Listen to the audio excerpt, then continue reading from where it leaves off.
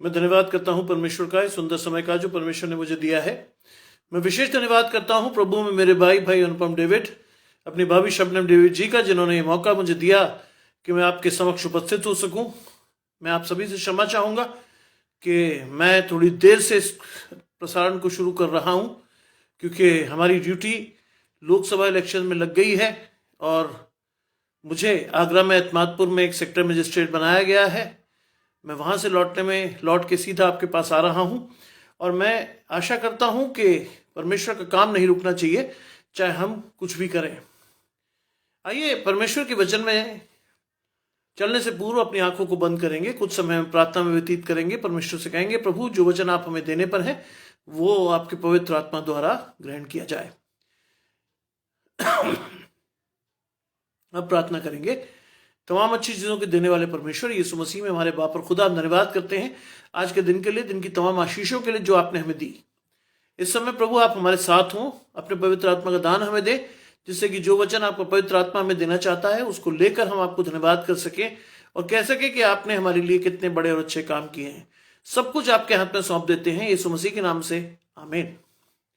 पढ़ने के लिए मेरे साथ निकाल लीजिए लूका रचित सुसमाचार, उसका 12वां अध्याय, उसके 22 से 31वें पद तक, जहां लिखा है, फिर उसने अपने चेलों से कहा, इसलिए मैं तुमसे कहता हूं अपने प्राण की चिंता न करो कि हम क्या खाएंगे और न अपने शरीर की कि क्या पहनेंगे, क्योंकि भोजन से प्राण और वस्त्र शरीर से बढ़कर है। कौओं पर ध्यान दो, वे न बोते न काटते और न भंडार और न खत्ता होता है, तो भी परमेश्वर उन्हें पालता है। तुम्हारा मूल्य पक्षियों से कहीं अधिक है। तुम्हें से ऐसा कौन है जो चिंता करने से अपनी आयु की एक घड़ी को भी बढ़ा सकता है? इसलिए यदि तुम सबसे छोटे से छोटा काम भी नहीं कर सकते तो अपने बातों के लिए क्यों चिंता करते हो?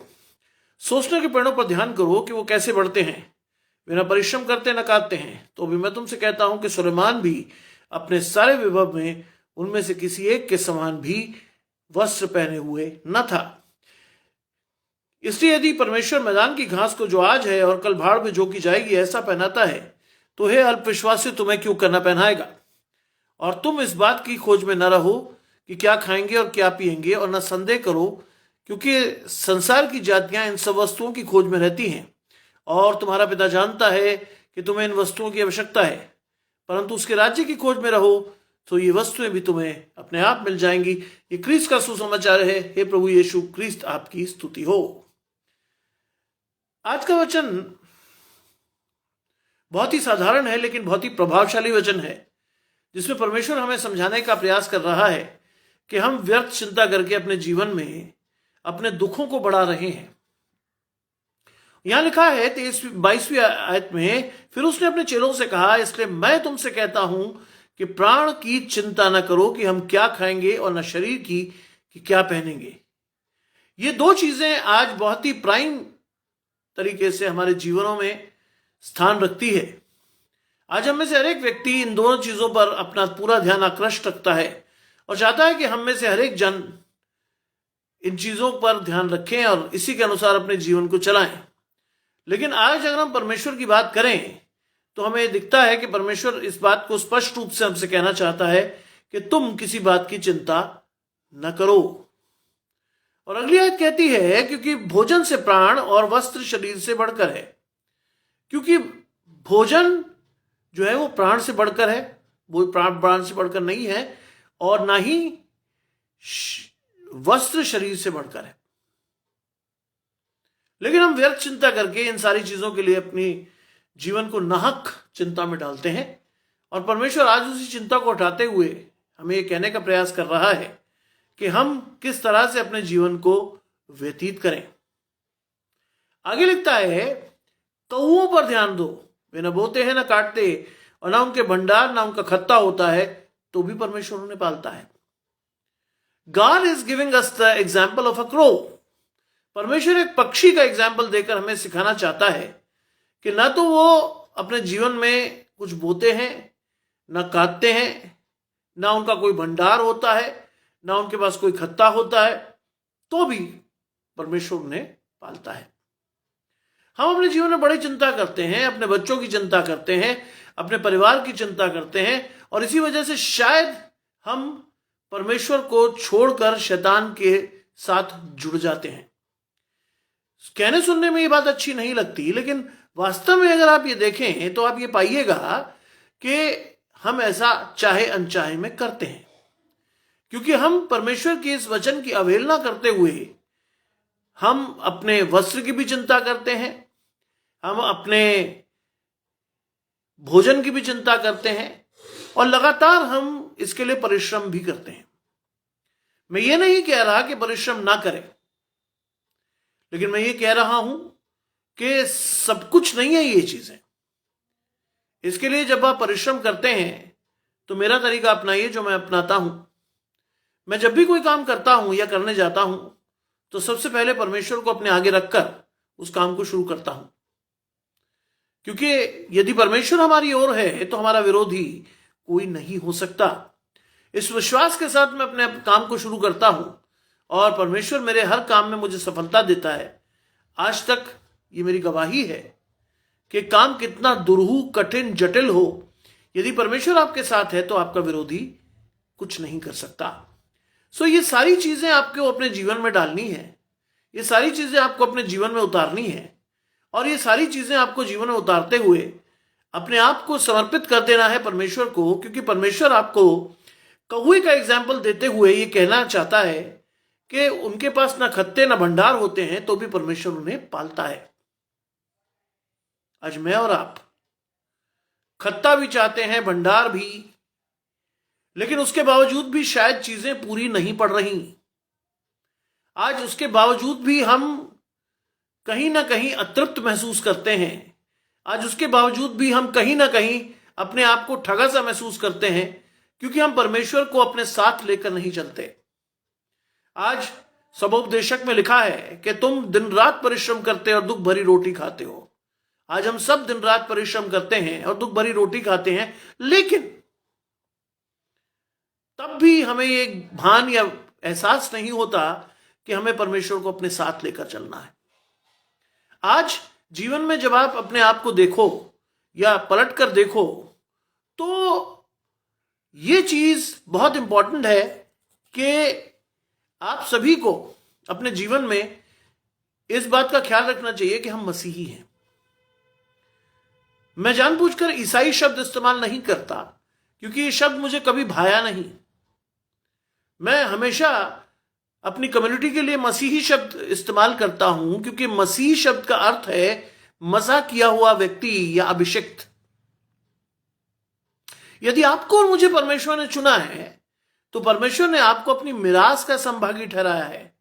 परमेश्वर ने आपको अपना राजदूत बनाया है, और अगर आपको अपना राजदूत बनाया है तो वह कभी भी आपको किसी भी चीज से, किसी भी भली वस्तु से वंचित नहीं रखेगा। और यह चीज इसलिए इंपॉर्टेंट हो जाती है कि आप और मैं जब तक अपने आप को पूर्ण समर्पित नहीं करेंगे तब तक आप और मैं उस स्थिति या उस स्थान पर नहीं पहुंचेंगे जिसको देने की शपथ परमेश्वर ने आपसे और मुझसे खाई है। अगर हम पुराने नियम में चलें तो हम देखेंगे कि जब मिस्र से इजरायली कौम निकाली गई तो उनके पास कुछ नहीं था, लेकिन परमेश्वर ने प्रकाश देकर के उन्हें चलाया। रात्रि में वो आग का खंबा बन के उनके साथ चलता था। भोजन के लिए उन्हें मन्ना जैसा स्वर्गीय अन्न दिया जिससे कि वो तृप्त हों। और अगर आप बाइबल को ध्यान से पढ़ें तो आप ये पाइएगा कि बाइबल में ये बात स्पष्ट तौर पर लिखी है कि 40 वर्ष तक ना तो उनके कपड़े फटे ना उनके जूते घिसे। आज मैं और आप आज एक जूते की जोड़ी खरीदते हैं तो मैक्सिमम वो 2 से 3 साल चल के खत्म हो जाती है, लेकिन ये परमेश्वर का अभिषेक था कि ना तो उनके कपड़े घिसे या फटे ना उनके जूते घिसे। हमारा परमेश्वर इतना आश्चर्य कर्म करने वाला है। हम एक जीवित परमेश्वर के ऊपर विश्वास करते हैं तो हम इन छोटी चीजों पर क्यों ध्यान देते हैं। आज हम में से कई लोग बड़े कॉन्शियस रहते हैं वस्त्रों को लेकर। आज हम में से कई लोग बड़े कॉन्शियस रहते हैं अपने खाने को लेकर के, लेकिन एक मसीह के लिए यह आवश्यक नहीं है कि मैं और आप इन सारी चीजों पर ध्यान दें, क्योंकि परमेश्वर जानता है, आगे मैं आपको बताऊंगा, परमेश्वर जानता है कि हमें इन चीजों की आवश्यकता है। इस बात को मैं बड़ी खुशी से आपको बता रहा हूं कई लोग शर्मा जाते हैं। इस बात को मैं बड़ी खुशी से बता रहा हूं कि मेरे दादा एक पंजाब में एक गांव के पादरी थे। गांव गांव घूम घूम कर उन्होंने प्रचार किया यूसीएनआई में। उनकी काफी बड़ी फैमिली थी और उसमें 5वें नंबर के मेरे पिताजी थे। और मेरे पिताजी ने यह बात मुझे बताई और बड़े फक्र से बताई कि 10वीं क्लास तक उनके पास पहनने को चप्पल तक नहीं थी, हवाई चप्पल भी नहीं थी। परिवार इतना गरीब था।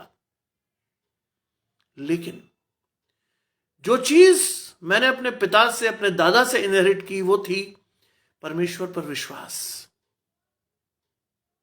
और ये आज जो मैं पढ़ रहा हूं, इसे पढ़ने के बाद मुझे वास्तव में बड़ी खुशी होती है कि मैं ऐसे परिवार से आता हूं।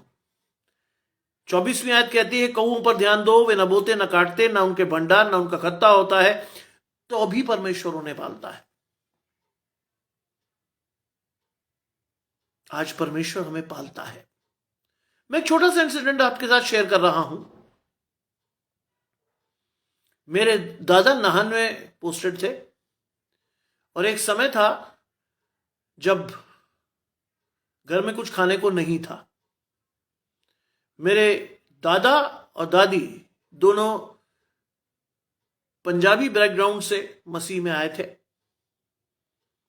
लेकिन मैं उनको विश्वास को सलाम करता हूं। कुछ ना होते हुए भी उन्होंने परमेश्वर का दामन कभी नहीं छोड़ा। और दादा बाहर प्रचार करने चले जाते थे और कई बार 2-2, 3-3 दिन बाद लौटते थे। लेकिन दादी जो थी वो एक सिख परिवार से परमेश्वर में आई थी। उन्होंने बड़े बच्चों को यह समझाया, जिसमें मेरे पिताजी भी शामिल थे, कि आज घर में कुछ खाने को नहीं है, पानी पीकर परमेश्वर से प्रार्थना करके छोड़ जाओ, सो जाओ। लेकिन घर में कुछ बच्चे छोटे भी थे, उन्होंने उछलना कूदना शुरू किया। उन्होंने कहा कि नहीं साहब, हमें तो खाने को चाहिए। और एक समय आया जब मेरी दादी ने अपने परिवार के बच्चों को एक गोल घेरे में बिठाकर कहा, परमेश्वर से मांगो, अब वही तुम्हें दे सकता है। और परमेश्वर ने आश्चर्य कर्म किया। कैसे, वो मैं बताता हूं आपको। परमेश्वर ने सबको, उन्होंने कहा छोटे से बड़े तक सब प्रार्थना करेंगे, और जब सब प्रार्थना कर चुके तो उन्हें एक बारात के आने की आवाज सुनाई दी। और बारात किसी बड़े व्यक्ति की घर की बारात थी। और उन दिनों थैलियों में से पैसे उछाले जाते थे। और मेरे परिवार के सभी जन बाहर निकले और उन्होंने उस उछाले हुए पैसे को चुना। और आप यकीन करेंगे, जिस घर में एक दिन को खाने को नहीं था, एक हफ्ते तक किसी अच्छी वस्तु की घटी नहीं हुई। यह है मेरे परिवार की गवाही, और ये हूं मैं जो आपके समक्ष बैठा हूं। बाइबल में लिखा है, परमेश्वर आपको वहां से भी काट कर देता है जहां वो नहीं बोता। एक गैर मसीह परिवार की बारात ने एक मसीह परिवार का पेट भरा। इससे बड़ी कोई गवाही हो नहीं सकती है। इसीलिए जब मैं ये पढ़ता हूं कि कौओं पर ध्यान दो, वे न बोते हैं, न काटते, न उनके भंडार, न उनका खत्ता होता है, तो भी परमेश्वर उन्हें पालता है। यह आयत वास्तव में मेरे लिए एक आयत नहीं है। ये आयत पढ़कर मैं वास्तव में तृप्त नहीं होता। ये आयत मुझे मेरे जीवन का वो परिचय देती है जो एक आम मसीह को नहीं मिलता। उनके लिए बाइबल एक पुस्तक है, मेरे लिए बाइबल एक पुस्तक नहीं है। मेरे लिए बाइबल एक पुस्तक है जो मुझे जीना सिखाती है, जो मुझे सिखाती है कि एडवर्स सर्कमस्टेंसेस में भी आपको कैसे जीवित रहना है, जो मुझे सिखाती है कि किस तरह से मैं परमेश्वर के पीछे चल सकता हूं।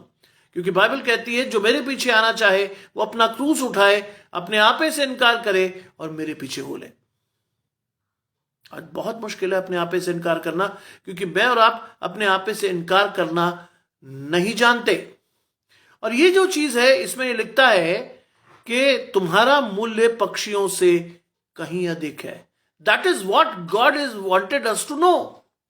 ये वो चीज है जो परमेश्वर हमें बताना चाहता है कि तुम्हारा मूल्य पक्षियों से कहीं अधिक है। That is the thing God wanted us to know, कि हमारा मूल्य क्या है। आज मैं और आप अपने मूल्य को नहीं समझ रहे।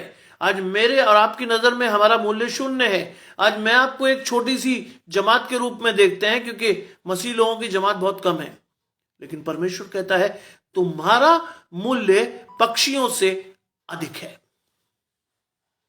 That is what I wish to teach you too. मैं यही चीज आपको सिखाना चाहता हूं कि परमेश्वर की दृष्टि में हम मूल्यवान हैं। लिखता है तुम में से ऐसा कौन है जो चिंता करने से अपने आयु में एक भी घड़ी बढ़ा सकता है। तुम में से ऐसा कौन है? चिंता हमारे जीवन का एक अटूट हिस्सा है। कई बार हम अपने जीवन में अनफॉरसीन डेंजर्स को भी देख लेते हैं जो शायद हमारे जीवन में होते ही नहीं। यह है शैतान का आपके जीवन में प्रवेश। शैतान हमें तरह तरह से डराकर हमें परमेश्वर से दूर करता है। मेरे लिए आज बहुत मजेदार समय था क्योंकि मैं सेक्टर मजिस्ट्रेट के रूप में ड्यूटी कर रहा हूं लोकसभा निर्वाचन के लिए। हम प्रथम चरण में काम कर रहे हैं। एतमादपुर यहां से लगभग 25-26 किलोमीटर दूर है। वहां से मैं तुरंत आया और मैंने देखा समय हो गया है। मेरे पास बिल्कुल भी यह समय नहीं था कि मैं बाइबल खोल के चीजों को देखूं, लेकिन मैंने जो बाइबल खोली उसमें परमेश्वर का यह वचन मुझे मिला और मैं आपके साथ उसे बांट रहा हूं, क्योंकि ये मेरा काम नहीं है, ये काम है परमेश्वर का, ये काम है पवित्र आत्मा का। मैं तो निमित्त या माध्यम मात्र हूं जो आपको परमेश्वर के वचन से रूबरू करा रहा हूं। मैं नहीं बोल रहा, लेकिन बोल रहा है परमेश्वर। आज चाहता है परमेश्वर आपसे और मुझसे कि हम जीवन में क्या करें, किस तरह करें। और लिखा है कि तुम में से ऐसा कौन है, तुम में से ऐसा कौन है जो चिंता करके अपनी आयु की एक भी घड़ी बढ़ा सकता है। यह हम नहीं कर सकते। यह हमारे जीवन में, ये हमारे जीवन का हिस्सा नहीं है। और अगली आयत कहती है इसलिए जब तुम सबसे छोटे से छोटा काम नहीं कर सकते तो और बातों के लिए क्यों चिंता करते हो। जब हम छोटे से छोटा काम यानी चिंता करके कुछ भी अपने जीवन में नहीं प्राप्त कर सकते तो और चीजों के लिए हम क्यों चिंता करते हैं, क्यों करना चाहते हैं हम ये सब चीजें। क्योंकि शैतान चाहता है कि हम चिंता करें। शैतान चाहता है कि हम व्यर्थ में अपने जीवन को गलत बातों की तरफ डालें। शैतान चाहता है कि हम अपने आप को इस तरह से प्रेजेंट करें कि कहीं ना कहीं परमेश्वर हमारे जीवन से चला जाए। क्यों? प्रश्न उठता है क्यों? क्योंकि परमेश्वर जहां बाइबल को जानता है, लूसीफर या शैतान भी बाइबल को जानता है। और वह ऐसे लोगों को चुनता है जो विश्वास में जरा भी कच्चे हों, और जो विश्वास में कच्चे होते हैं शैतान उन्हें भरमा के परमेश्वर से अलग करने का काम तब भी कर रहा था, अब भी कर रहा है, आगे भी करेगा। इसलिए अपने आप को विश्वास में मजबूत करने के लिए जो सबसे आवश्यक काम है वह है वचन को अपने जीवन में आत्मसात करना। जब तक आप वचन को अपने जीवन में आत्मसात नहीं करेंगे तब तक शायद हम शैतान को अवसर देंगे अपने जीवन में आने का। लिखा है कि जब तुम छोटे से छोटा काम भी नहीं कर सकते तो और बातों की चिंता क्यों करते हैं। कई घरों में मैं जाता हूं, कई लोगों से मैं मिलता हूं, उनको चिंता होती कि साहब मेरा बच्चा यहां है, आगे पता नहीं क्या करेगा। अरे ये आपका काम नहीं है,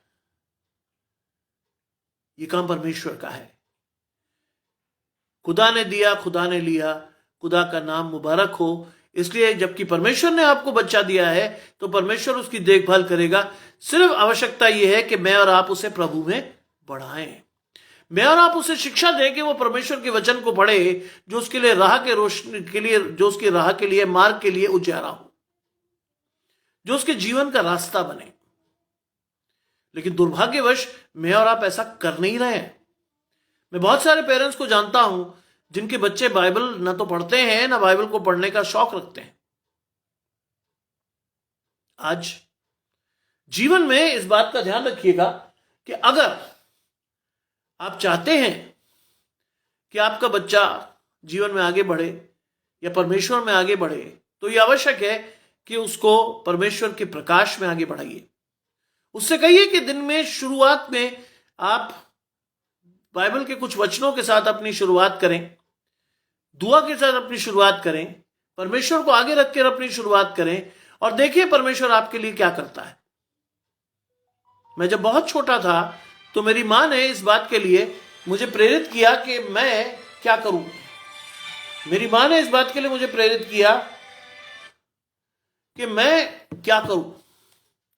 और वास्तव में मेरी मां ने कहा कि जब तुम सुबह उठते हो तो तुम्हारा पैर जमीन पर लगने से पहले परमेश्वर की आज्ञा को मान लो। परमेश्वर से कहो कि परमेश्वर आप हमें संभालें, आप हमारी रक्षा करें और प्रतिदिन रात भर आप हमें संभालते लाए हैं, दिन में भी आप हमें यूं ही संभालते रहें। यकीन जानिए कि आज तक मुझे किसी बड़ी समस्या का सामना कभी नहीं करना पड़ा। मैं ये नहीं कहूंगा कि किसी समस्या का सामना करना ही नहीं पड़ा, समस्याएं हैं, लेकिन बाइबल कहती है कि परमेश्वर उन्हें सहने की शक्ति बढ़ा देता है, जिससे कि परमेश्वर की वो सहने की शक्ति जब बढ़ जाती है तब क्या करते हैं हम परमेश्वर को और गहराई से अपने जीवन में ले लेते हैं। लिखता है सोसनों के पेड़ों पर ध्यान करो कि वो कैसे बढ़ते हैं। जंगली पेड़ होता है सोसन, और वो कहता है सोसनों के पेड़ों पर ध्यान करो कि वो कैसे बढ़ते हैं और वे ना परिश्रम करते ना काटते हैं। बाकी ना तो वो परिश्रम करते हैं और ना काटते हैं, कोई काम नहीं करते। एक जंगली पेड़ होता है सोसन का पेड़, लेकिन परमेश्वर ने एग्जाम्पल क्यों दिया कि मैं और आप तो परमेश्वर के साथ हैं एक प्रोटेक्टिव एनवायरनमेंट में, लेकिन परमेश्वर जो जंगली लोग हैं या ऐसे लोग हैं जो परमेश्वर को समझते हैं लेकिन उनके पास कुछ नहीं है, परमेश्वर उन्हें भी बढ़ाता है। मैंने आपको एक एग्जाम्पल दिया, मैं भी उसमें शामिल हूं। एक गरीब गांव के पादरी का पोता। यह अलग बात है कि परमेश्वर ने मेरे पिताजी को बहुत आशीष दी और वो इंडियन मिलिट्री एकेडमी में अधिकारी बने। उसके बाद उन्होंने भारतीय पुलिस सेवा ज्वाइन की और वो डीआईजी के पद से सेवानिवृत्त हुए। लेकिन मैंने अपने पिताजी से भी ये बात सीखी कि जो कुछ मांगना है, जो कुछ करना है, वो परमेश्वर से मांग कर करो। God will take care of you. और जब परमेश्वर हमारी ओर है तो हमारा विरोधी कोई नहीं हो सकता। यह आयत मेरे जीवन की मार्गदर्शक आयत है। अभी भी मैं सेक्टर मजिस्ट्रेट की ड्यूटी कर रहा हूं, ग्रामीण क्षेत्र में मेरी ड्यूटी लगी है। आज भी मैं दौरे पर था, लेकिन परमेश्वर के साथ था, इसलिए कोई भी परेशानी, कोई भी दिक्कत मेरे आसपास नहीं आई। और मैंने आपको बताया कि मैं 7:15 बजे लौटा और आते ही मैंने देखा कि समय ऊपर हो गया है। मैंने परमेश्वर से प्रार्थना करके वचन को मांगा और परमेश्वर ने 1 मिनट में यह वचन दिया और मैं 1 मिनट बाद आपके सामने बोल रहा हूं।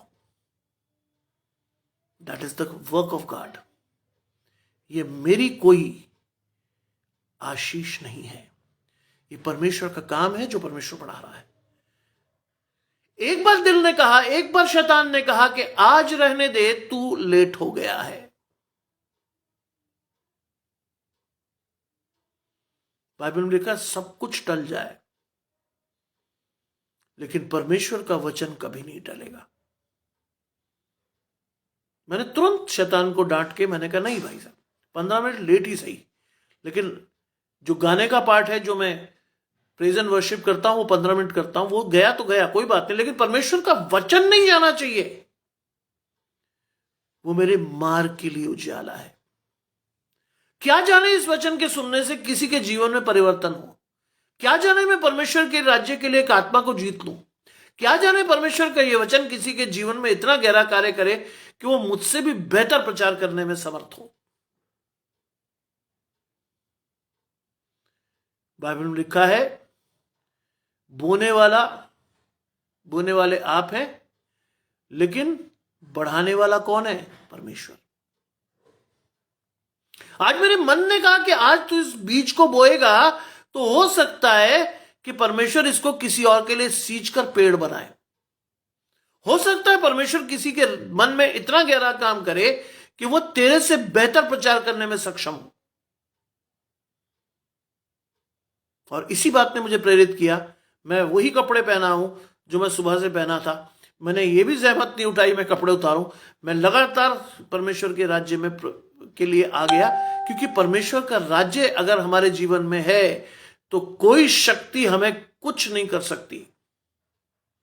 लोकसभा इलेक्शन एक बहुत बड़ा इलेक्शन है, पूरे देश में होता है, और उसमें एक बहुत बड़ी ड्यूटी सेक्टर मजिस्ट्रेट की दी गई है, जिसमें आपको 12 बूथ कोऑर्डिनेट करने हैं और हर चीज को देखना है। गांव में स्थिति कभी भी बदल सकती है, उसके बावजूद भी मैं धन्यवाद करता हूं कि परमेश्वर आपके साथ है। God is with you. ये मेरी ओर से नहीं है, या मैं कोई इतना बड़ा व्यक्ति नहीं हूं, लेकिन बाइबल में कहता है जो परमेश्वर के राज्य में प्रवेश करना चाहे वो अपने आप को छोटे से छोटा बनाए, क्योंकि जो छोटे से छोटे का आदर करता है वो मेरे राज्य का अधिकारी है। आज ये मौका है आपके लिए, मेरे लिए भी, कि हम बहुत अच्छी तरह से अपने आप को परमेश्वर के राज्य के लिए तैयार कर सके, क्योंकि दिन बुरे हैं। इजराइल और हमास का संघर्ष आपसे छुपा हुआ नहीं है। आप रोज टीवी में देखते हैं और आप देखते हैं कि रोज उसमें इजाफे हो रहे हैं। अमेरिका इजराइल को हथियार दे रहा है, ईरान उधर से हमास को हथियार दे रहा है, और आप और मैं बारूद के ढेर पर बैठे हैं।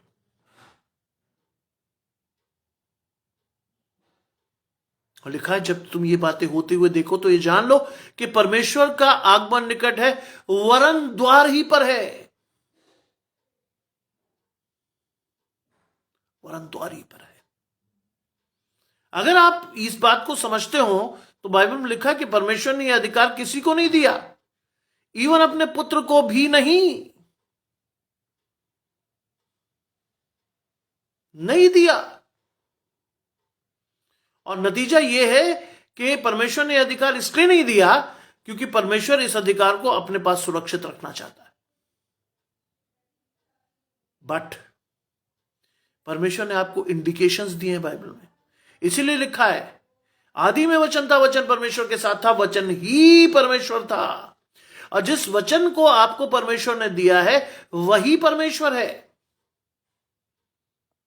इसलिए मेरा आपसे विनम्र आग्रह है कि आप अपने परिवार में, आप अपने आप जाकर क्या करें, परमेश्वर के वचन में अपने परिवार को बढ़ाएं।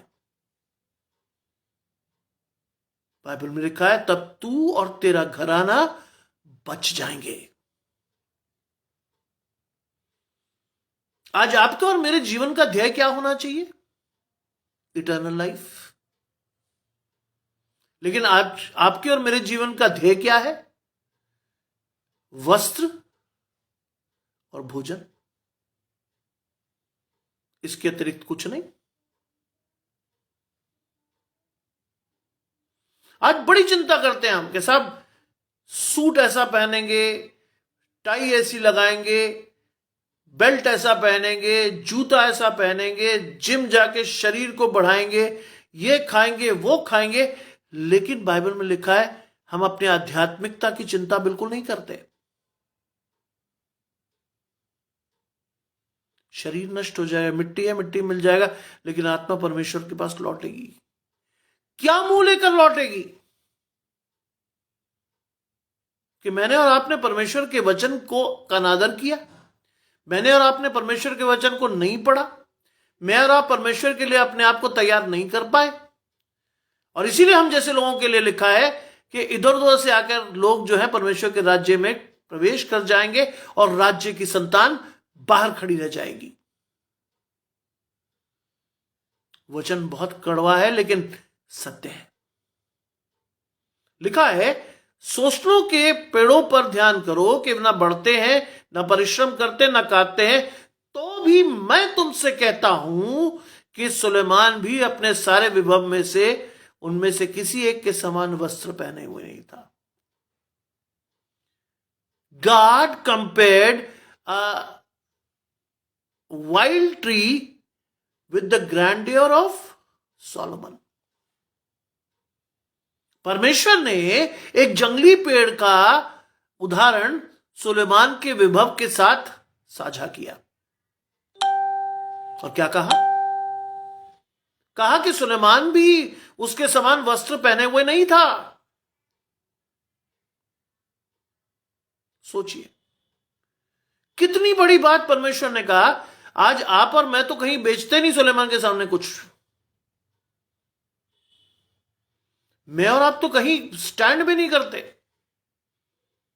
जब सुलेमान को परमेश्वर कहता है कि शोषण के वृक्ष से भी नीचे है सुलेमान का विभव, मैं और आप तो स्टैंड भी नहीं करते, लेकिन फिर भी हम अकड़े हुए हैं, क्योंकि शैतान चाहता है कि हम अकड़े रहें। हमें से कई लोग अपनी पोजीशन में अकड़ जाते हैं, कई लोग अपने घर को देखकर अकड़ जाते हैं, कई लोग अपनी उपलब्धियों में अकड़ जाते हैं। लेकिन बाइबल में लिखा है परमेश्वर के सामने वो फटे चित्रों के समान है। बुरा मत मानिएगा।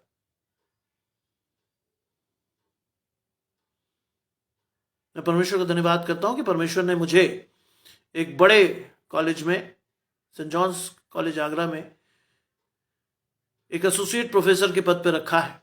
ये परमेश्वर की इच्छा थी कि परमेश्वर ने सहारनपुर से उठाकर आगरा में लाकर प्रतिष्ठित किया। अब बाइबल में लिखा है कि जो परमेश्वर को मानते हैं वो परमेश्वर की इच्छा के अनुसार परमेश्वर मुझे चलाता है। और परमेश्वर 2000 में मुझे अपने परिवार से अलग करके यहां लाया और यहां पे प्रतिष्ठित किया। ये परमेश्वर की इच्छा है। जब आप पर मैं परमेश्वर के प्रति समर्पित हो जाते हैं तो परमेश्वर अपनी इच्छा को मेरे जीवन से पूरी करता है। और लिखा है, इसलिए यदि परमेश्वर मैदान की घास को जो आज है और कल भाड़ में झोंकी जाएगी ऐसा पहनाता है, तो हे अल्प विश्वासियों तुम्हें क्यों करना पहनाएगा। हमारे लिए जो टैगलाइन में वर्ड आता है अल्प विश्वासियों, आज मेरा आपका विश्वास बहुत कमजोर है। आपसे एक बात शेयर करना चाहता हूं। मैंने अपने जीवन में जो भी चाहा, चाहे वो एक शारीरिक चीज हो, चाहे आध्यात्मिक चीज हो, मैंने जाकर जो की थी परमेश्वर के सामने रख दी। परमेश्वर ये चाहिए, क्योंकि मुझे मालूम है देना परमेश्वर नहीं है। क्योंकि बाइबल की एक और बड़ी आयत है जो मुझे हमेशा प्रेरित करती है, जब परमेश्वर देता है तो वो उसमें कभी दुख नहीं मिलाता। ऑब्वियस है। सब उपदेशों को याद कीजिए, तुम दिन भर परिश्रम करते हो और दुख भरी रोटी खाते हो। और दूसरी तरफ सोचिए कि जब परमेश्वर देता है तो उसमें दुख नहीं मिलाता। तो इसलिए बेटर किस क्या है, आप दुख भरी रोटी खाओ या परमेश्वर से मांगो। मैंने परमेश्वर से कहा, प्रभु कोई भी चीज मुझे चाहिए होती, प्रभु मैं मेहनत कर रहा हूं लेकिन देना आपने, और कब दोगे पता नहीं। यकीन जाने जिस घर में मैं बैठा हूं वो भी परमेश्वर की देन है। जब मैं एक जमाने में इस आगरा में घर ढूंढ रहा था तो इस कॉलोनी में सबसे जब मैं गुजरा तो मैंने अपने एक स्टूडेंट से कहा, यार जगह घर हो तो ऐसी जगह हो।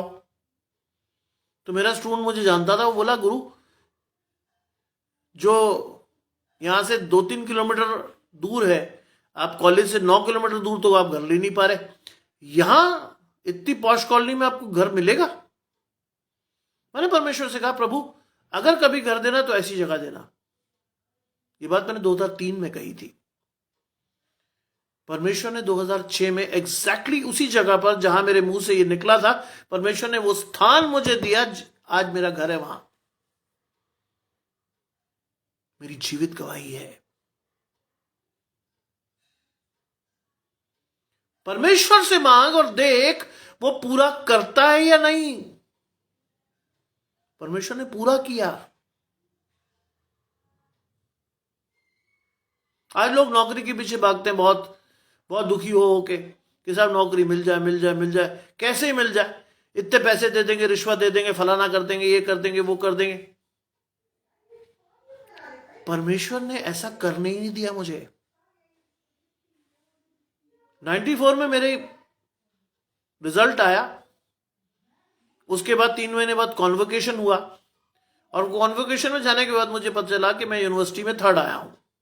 पूरी यूनिवर्सिटी में 3rd पोजीशन पे हूं।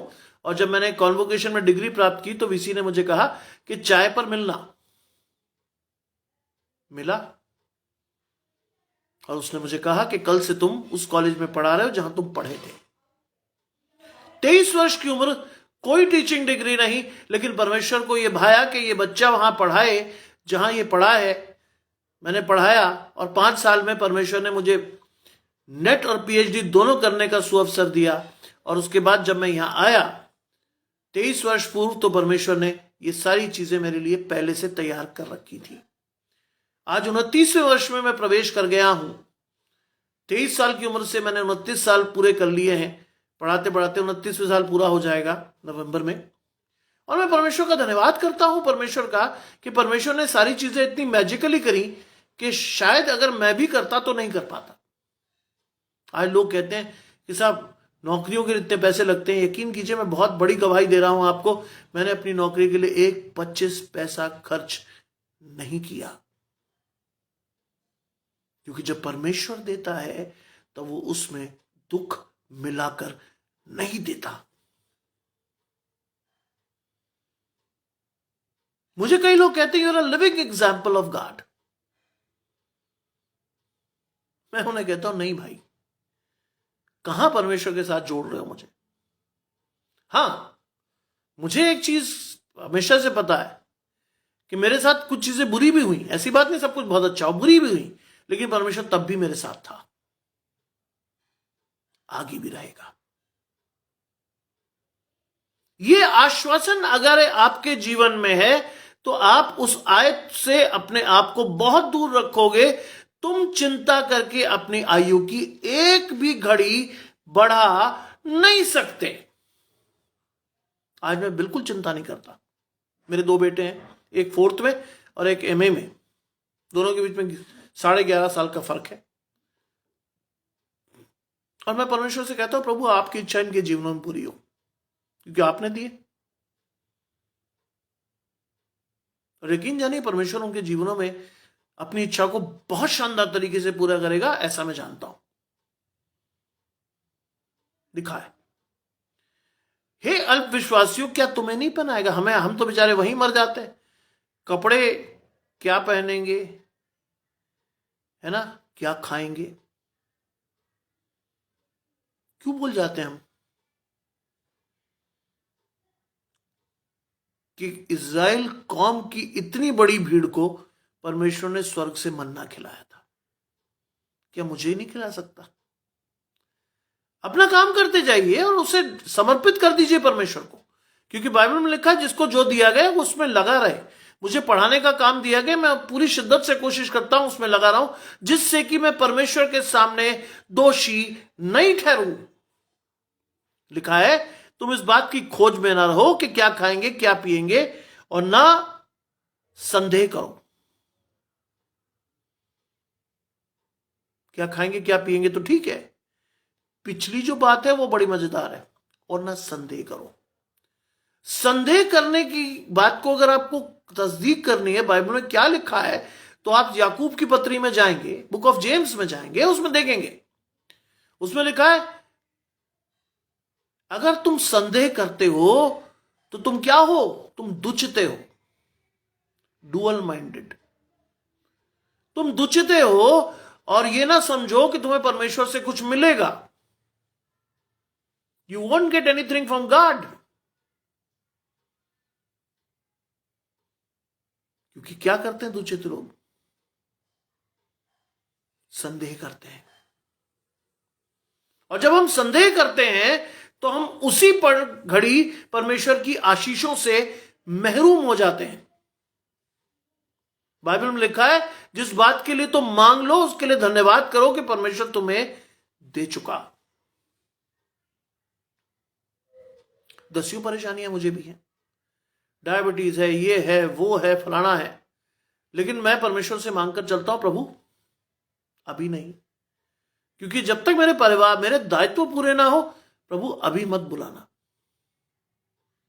कोविड में मुझे भी सब कुछ हुआ, अस्पताल नहीं मिला, बेड भी नहीं मिला, लेकिन परमेश्वर ने कहा नहीं तू नहीं जाएगा अभी, क्योंकि जब तक तू अपने दायित्वों का निर्वहन न करे तब तक मैं तुझे नहीं जाने दूंगा।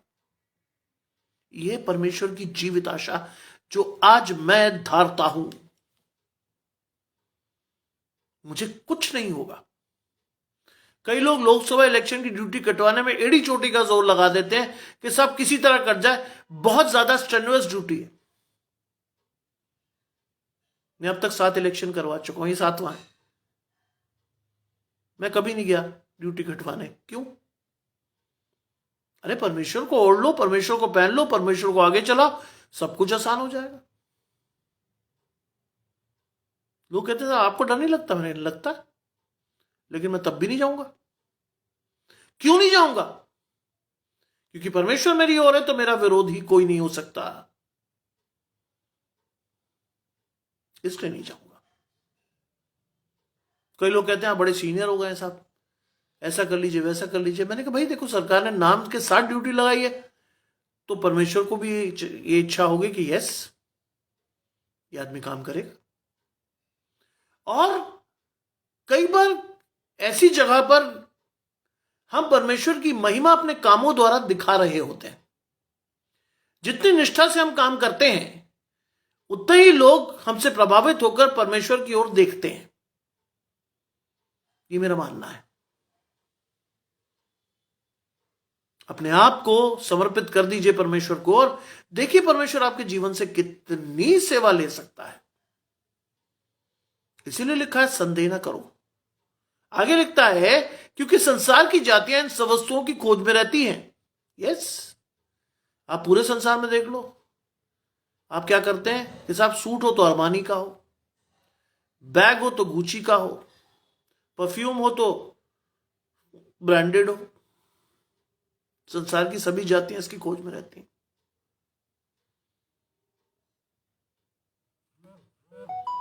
और आगे क्या लिखा है? तुम्हारा पिता जानता है। Your father knows your needs.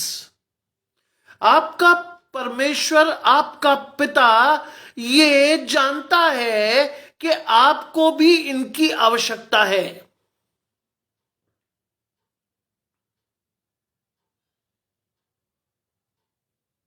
As simple as that.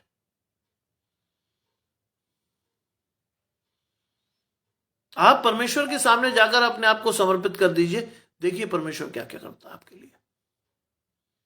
I did it.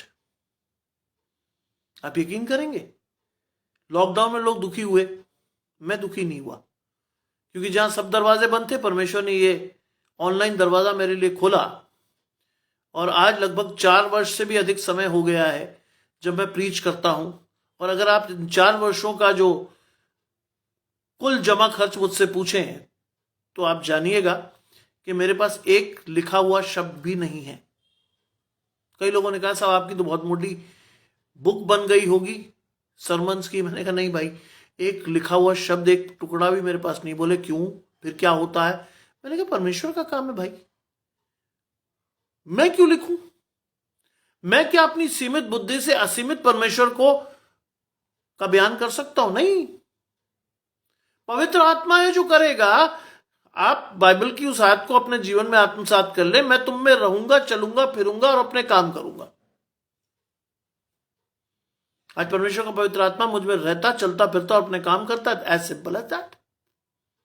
तभी तो मुझ जैसे व्यक्ति ने 1 मिनट लगाया परमेश्वर के वचन को देखकर बोलने में। आज भी अगर आप देखें तो मेरे सामने मात्र ये बाइबल है और कुछ नहीं है। मैं कुछ नहीं पढ़ रहा, लेकिन मैं कहीं अटकूंगा भी नहीं। आपको बता दूं इस बात को, मैं कहीं फंसूंगा नहीं, क्योंकि जो बोल रहा हूं उससे अगला सेंटेंस परमेश्वर पहले से ही लाकर खड़ा कर देता है। मैं फंसूंगा नहीं कहीं। यह आशीष है परमेश्वर की। मेरी मां ने जब मेरा नाम रखा था सैमुएल, यह भी बड़ा अद्भुत काम है। जब मैं पैदा हुआ तो मेरे जो बच्चे की नाल होती मेरे गले में लिपटी हुई थी। डॉक्टर ने कहा कि साहब मिसेस स्टैनली, मेरी माताजी का नाम मेरी था, कि मिसेस स्टैनली अपने बच्चे को जरा कोशिश करके रोक लीजिएगा, क्योंकि अगर वो बाहर आया तो उसकी मृत्यु हो जाएगी अपने आप, क्योंकि उसी नाल में खिसके उसका गला घुट जाएगा। मैं कोशिश करती हूं उस नाल को काटने की। ऑपरेशन टेबल पर मेरी मां ने इस बात के लिए वादा किया परमेश्वर से कि अगर ये लड़का है तो इसका नाम सैमुएल होगा। सैमुएल का अर्थ है परमेश्वर से मांगा हुआ, और यही वो नाम है जिसकी वजह से आज आप इस काम को देख रहे हैं। मेरी कोई उसमें वक़्त नहीं है, ये परमेश्वर की वक़्त है, क्योंकि मैं परमेश्वर से मांगा हुआ शख्स हूं। इससे परमेश्वर कभी भी मुझे नीचे नहीं देखने देता, कहीं भी नहीं। परमेश्वर चाहता है कि ये आदमी कभी नीचे ना देखे, और आज तक मुझे कभी परमेश्वर ने नीचे नहीं देखने दिया। शैतान कई बार मुझे इस हद तक नीचे ले गया कि मुझे लगा सब समाप्त हो जाएगा, लेकिन भजन संहिता की एक आयत ने मुझे जीवित रखा। बाइबल में लिखा है, धर्मी 100 बार भी गिरे तो भी परमेश्वर उसे उठा खड़ा करता है। फाइनेंशियली तोड़ दिया शैतान ने, हेल्थ के रूप में कई परेशानियां एक साथ आई, धर्मी 100 बार भी गिरे, परमेश्वर उसे उठा खड़ा करता है। And that is the thing जिसकी वजह से आज मैं आपके समक्ष बड़ी धृष्टता से, बड़ी दीनता से, बड़ी विनम्रता से परमेश्वर के वचन को दे पा रहा हूं। आसान नहीं होता है। लिखा है, संसार की जातियां सब वस्तुओं की खोज में रहती हैं और तुम्हारा पिता जानता है कि तुम्हें इनकी आवश्यकता है। Second part is more important, तुम्हारा पिता जानता है। अरे तुम जब परमेश्वर के साथ हो तो तुम्हारा बाप जानता है कि तुम्हें इनकी आवश्यकता है। पूर्ति कौन करेगा? परमेश्वर। किसी भली वस्तु की घटी नहीं होगी आपको कभी भी। लॉकडाउन में कई लोग खाली हो गए, कई बिक गए, कईयों के काम बंद हो गए। परमेश्वर ने हमारे घर में सब कुछ रखा, किसी भली वस्तु की घटी नहीं होने दी। It is a living example of God's worth. परमेश्वर चाहता है कि ना आप गवाही देते रहें। परमेश्वर की गवाही हमारे मुंह से निकलनी चाहिए। मैं तो बड़े खुल के देता हूं, मेरा नाम ही ऐसा है, सैमुएल। कई लोग पूछते हैं आप कौन है साहब? मैंने कहा नाम से नहीं समझ में आया, मैं क्रिश्चियन हूं। अरे साहब अच्छा, ये बहुत बड़ी गवाही है आपका नाम, और इस नाम को परमेश्वर ने दिया है, इसलिए परमेश्वर इस्तेमाल भी अच्छी तरह करता है। अंतिम आयत मेरे लिए मार्गदर्शक का कार्य करती है। उसमें लिखा है, उसके राज्य की खोज में रहो तो ये वस्तुएं तुम्हें मिल जाएंगी। Seek ye first the kingdom of your God and all things will be given unto you. सब चीजें तुम्हें मिल जाएंगी। आज इन चीजों को आत्मसात करने का अवसर है। आप और मैं जब तक परमेश्वर के साथ अपने आप को जोड़ते हैं, तब तक ये बॉन्डेज, ये बंधन शैतान कई बार तोड़ने की कोशिश करेगा, लेकिन अगर विश्वास में मजबूत है तो ये कभी नहीं टूटेगा, फॉर श्योर। आज इस बात का ध्यान रखिएगा। मैं कई बार बड़े कठोर वचन बोलता हूं, लेकिन उसकी आवश्यकता है कि हमें आज कठोर वचनों की ही आवश्यकता है।